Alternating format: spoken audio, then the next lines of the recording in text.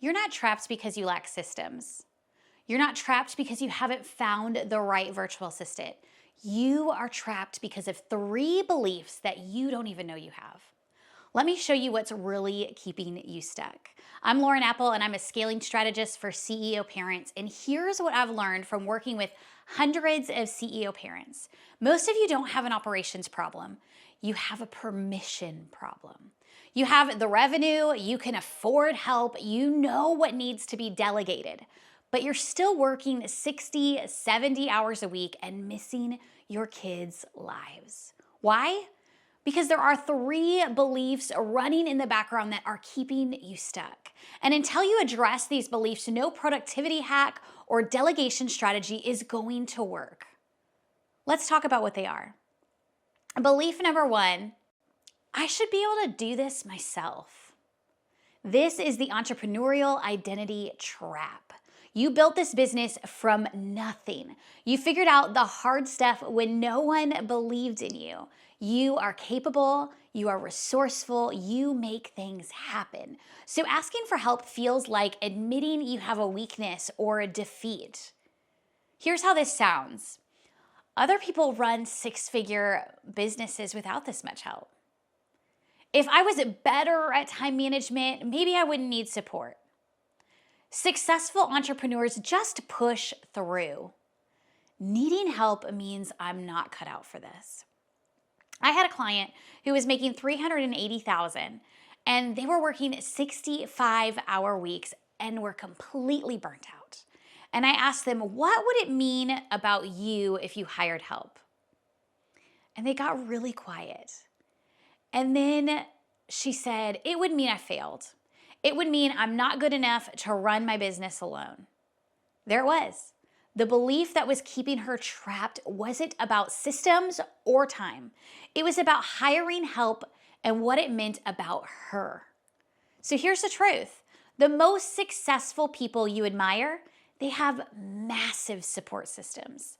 That CEO making millions, they have an executive assistant, a chief of staff, entire departments, a full team. They're not more capable than you are. They're more willing to receive help. 6 months later, that client has a virtual assistant and she works 35 hours a week. More revenue and more presence with her family. Not because she became more capable, because she gave herself permission to receive support. So here's the reframe I want you to make. You're not needing help because you're failing. You're strategically allocating resources because you're scaling. It's a big difference, massive difference. Belief number 2 is this. If I'm not working, I'm simply not valuable. This is the hustle culture lie. And here's how it sounds in our thoughts or maybe even the words that we say. I feel guilty relaxing when there's so much to do. If I take time off, I'm being lazy. My worth is tied to my output. Resting feels selfish. Here's what this creates for you. You work evenings even though you don't need to because stopping feels wrong. You work weekends with no urgent deadline because doing nothing feels lazy. You check email on vacation because being offline feels irresponsible. You measure your worth by hours worked, not by impact created. I had another client that was making over $400,000. They could absolutely afford to work 30-hour weeks. But every time they tried to close their laptop before 6 p.m., they felt crushing guilt. And I asked them, what would happen if you closed your laptop at 4 p.m.? They said, nothing would get done. My family would think I'm lazy and I'd feel like a fraud. Notice here that none of those things are about actual business consequences. They're all about identity. So we dug deeper. Turns out his dad was a workaholic. The only time he seemed proud of him was when he was working hard. So he internalized that working hard equals being valuable. So he kept working, even when it was destroying his health and his family time. And here's the truth. Your value isn't in the hours you work. It's in your impact. You can create more impact in 30 focused hours than 70 scattered hours. Your family doesn't need a martyr. They need presence. Rest isn't lazy. Rest is strategic. Your worth isn't determined by your output. CEO parents who understand this build sustainable businesses.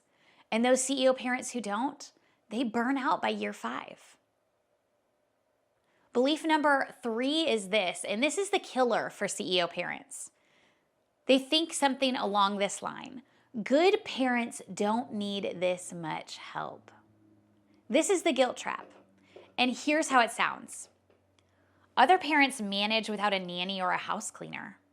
I should be able to handle work and kids and the house without falling apart.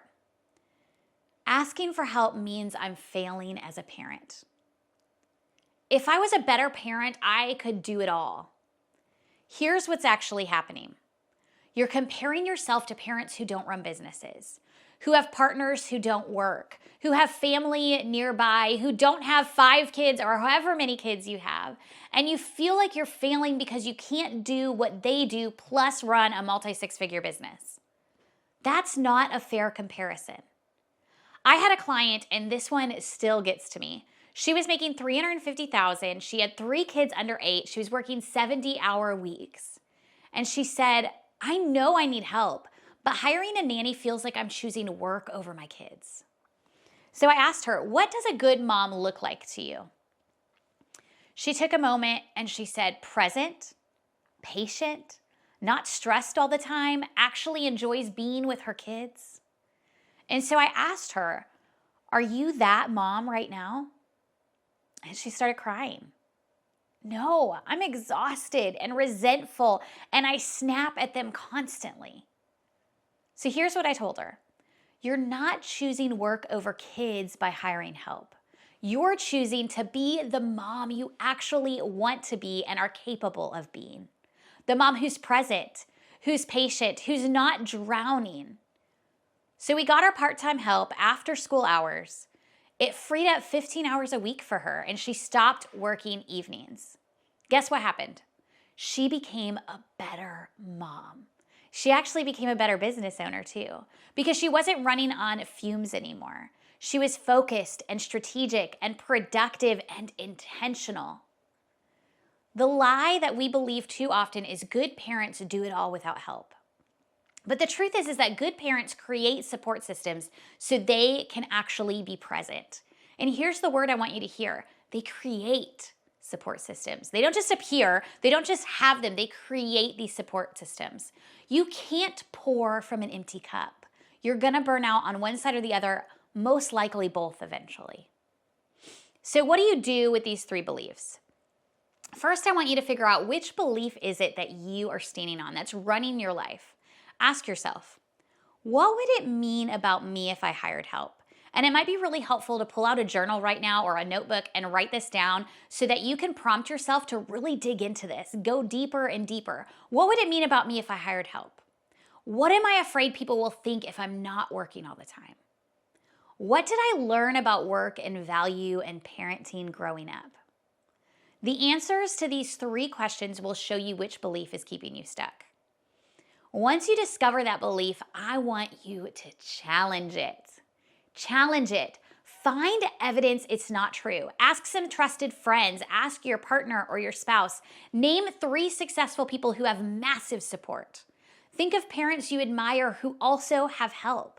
Remember times when rest made you more effective, not less. Write those things down. And then thirdly, I want you to take action from that new belief.